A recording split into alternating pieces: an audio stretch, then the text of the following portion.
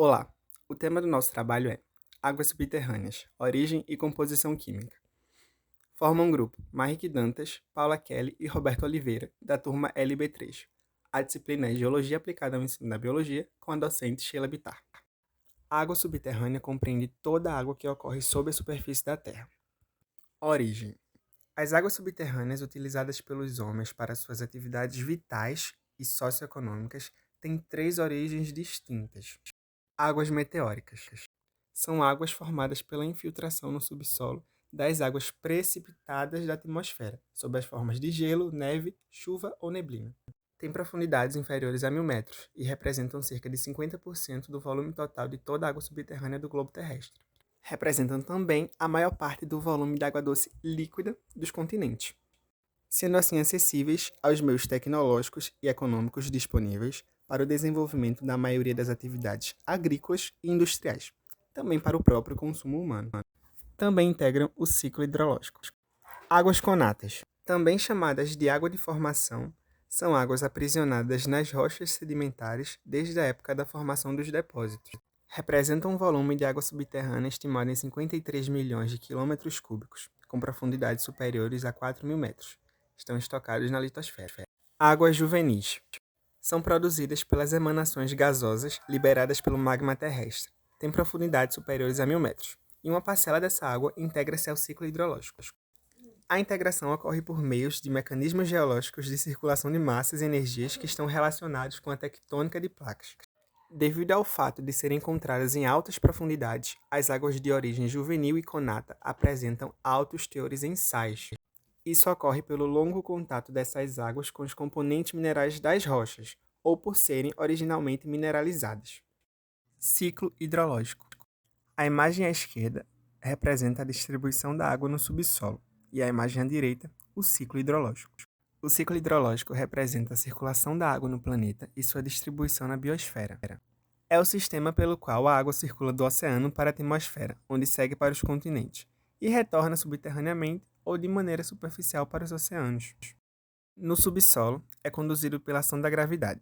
Já na atmosfera e superfícies líquidas, é governado pelos fatores climáticos, como, por exemplo, vento, temperatura do ar, umidade relativa do ar e insolação. Composição química. As águas subterrâneas apresentam características diferentes que variam de zona para zona, dependendo dos materiais geológicos em volta dos aquíferos que se dissolvem junto à água, o que a torna impura. Algumas rochas magmáticas, metamórficas e sedimentares fornecem águas de boa qualidade para o consumo doméstico, dissolvendo apenas minerais em poucas quantidades que não são prejudiciais. Porém, existem tipos de rochas sedimentares que, ao serem dissolvidas, são impróprias para o consumo devido à sua salinidade. As rochas ígneas e metamórficas contêm grande quantidade de carbonatos e silicatos de alumínio, tais como feldspato e micas minerais, que foram formados em temperaturas e pressões muito mais elevadas. Assim, são instáveis nas pequenas profundidades com a presença da água. A precipitação que se infiltram tende a ser relativamente ácida, devido ao contato com o CO2, o gás carbônico atmosférico. Logo, toda chuva é ácida, já que a junção do gás carbônico com a água a transforma em um ácido, porém fraco. À medida que a água migra mais além, debaixo da superfície, ela dissolve minerais básicos, tornando-se menos ácida e mais carregada com sólidos dissolvidos. Água. É importante lembrar da estrutura molecular da água e a sua relação com os íons para uma melhor compreensão em relação à composição química. Portanto, por ser polar, as moléculas de água tornam-se um ótimo solvente de moléculas iônicas e polares. A atração mútua dos íons e moléculas de água permitem que grandes quantidades de íons sejam acomodadas entre a água. Na figura a seguir, vemos claramente os íons cloro e sódio atraídos mutualmente pelas moléculas da água. Poluição. Vale destacar esse tópico, pois a composição química da água é fortemente influenciada pela poluição e, consequentemente, pela ação antrópica. A contaminação abaixo da superfície tornou-se mais divulgada à medida que as nações se industrializaram, usando e dispondo de mais combustíveis baseados em petróleos e metais. Os produtos químicos migraram para muito abaixo da superfície, dissolvendo-se nas águas subterrâneas que passavam. Essa água contaminada frequentemente fluía para longe, transportando contaminadores dissolvidos para poços distantes ou águas superficiais. Muitos desses são contaminantes problemáticos, como os metais pesados e solventes orgânicos. E a química de águas subterrâneas é relevante a todos os usuários de recursos hídricos, seja para consumo, irrigação, uso industrial ou para outras finalidades de uso. Vale destacar algumas ações que proporcionam esse enriquecimento de compostos químicos nas águas subterrâneas. O uso indevido de adubos e pesticidas na agricultura, escoamento indevido dos esgotos urbanos e resíduos industriais, sobre a exploração do aquífero levando à intrusão marinha, que é a penetração de água salgada na zona de água doce do aquífero. Dando continuidade ao nosso assunto, a composição das águas subterrâneas ela pode ser observada a partir de diferentes pontos de vista. Podem ser químico, bacteriológico, isotópico e vários outros. Porém, o nosso foco é a composição química. Em sua maior parte, a composição química ela vai ser constituída por substâncias inorgânicas. As substâncias orgânicas também podem estar presentes, mas a concentração delas vai ser bem menor e isso tudo vai depender do tipo de solo. Um exemplo importante sobre águas subterrâneas é o aquífero Guarani. Ele é considerado o maior aquífero de água doce do mundo e ele fica localizado aqui no Brasil. Embora ele ocupe áreas em outros países da América do Sul, a maior área ocupada por ele fica no Brasil.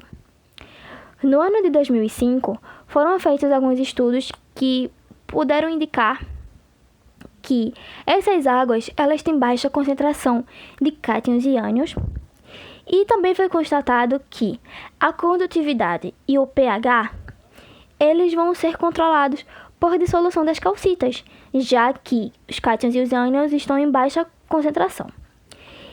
A dissolução das calcitas vai ocorrer por processo de interação entre a água e a rocha.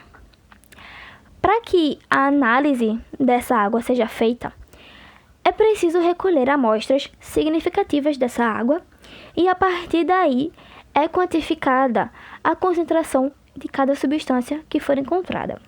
Embora possam existir mais de 60 constituintes e propriedades diversas, geralmente são determinados de 10 a 20 parâmetros. No aquífero Guarani, foram indicados cerca de 31 pontos para que os parâmetros fossem analisados. Alguns desses parâmetros foram a condutividade, a temperatura, o pH e o oxigênio dissolvido no meio aquoso.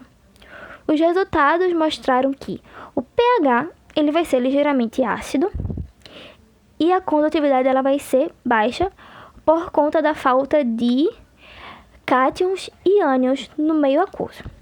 E o oxigênio ele vai estar dentro dos limites que são estabelecidos para que a água seja considerada potável. Algumas mudanças drásticas podem ocorrer na composição química de um aquífero.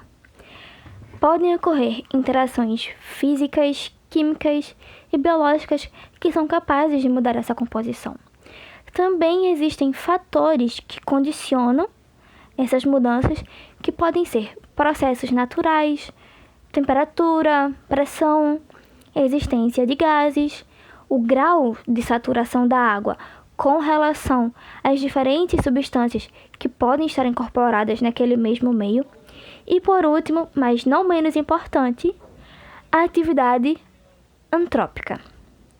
Inclusive, também foi possível concluir que as concentrações de nitrato e fosfato que estão na composição do aquífero Guarani são provenientes da ação humana. Aqui nós temos uma pequena tabela que nos mostra algumas moléculas que podem estar presentes no aquífero e o possível gosto que elas deixarão. Mais abaixo, nós temos uma pequena classificação entre constituintes primários e constituintes secundários. Os primários são aqueles que são encontrados com mais facilidade, são encontrados em abundância no meio aquoso e é quase certo que eles estão presentes em todos os aquíferos que já foram analisados. E os secundários são aqueles que não é muito comum que sejam encontrados naquele meio, mas que também não é impossível. Eles podem sim aparecer, mas não com tanta facilidade quanto os constituintes que são primários. Então, pessoal, é isso. Espero que todos tenham gostado e muito obrigada.